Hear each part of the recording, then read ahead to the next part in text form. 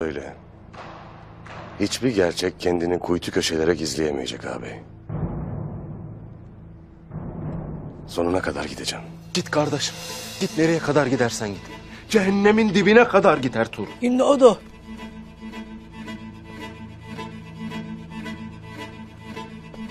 Tövbe estağfurullah. Diyeceğini demiş. Ettiği lafa bak! Önce gelip benimle konuşacağına, anasıyla konuşacağına...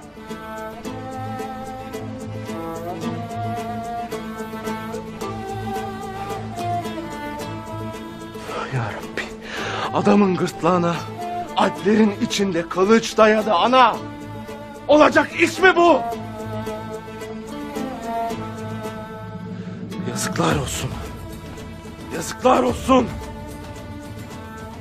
Ağabey, sadece sabırlı olasın. Ertuğrul haklı olabilir. Yahu kardeşim, haklı olabilir ne demek? Ya değilse? Biz bunun kavgasını veririz.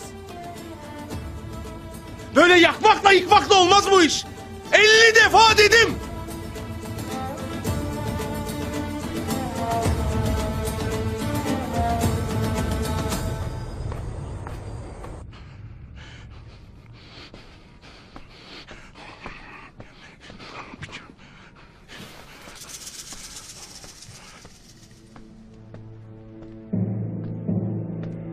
Selcan'ı gördüm az evvel. Otağımızdan çıktı.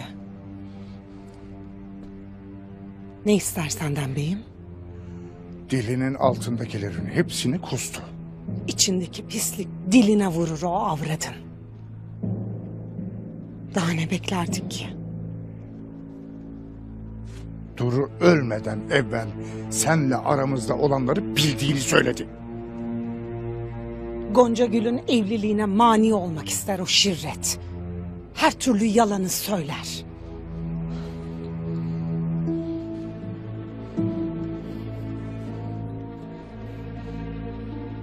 Başka bir şey dedim mi sana beyim?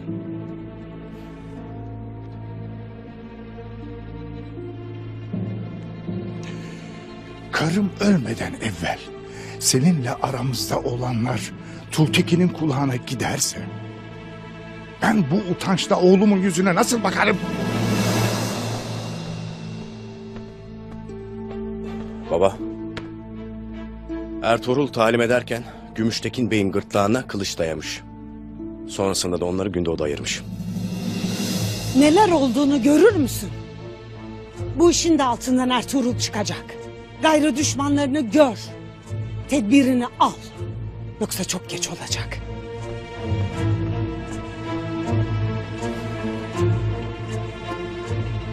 Anam ne der baba? Ne oluyor? Neyin Ertuğrul'la alakası var?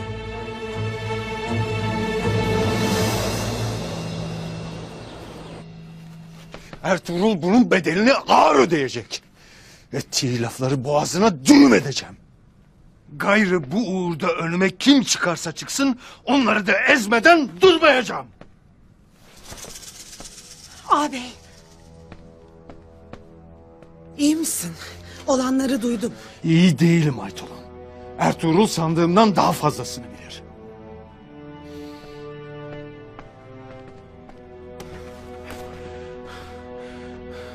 Bana mührün hesabını sordu. Bana!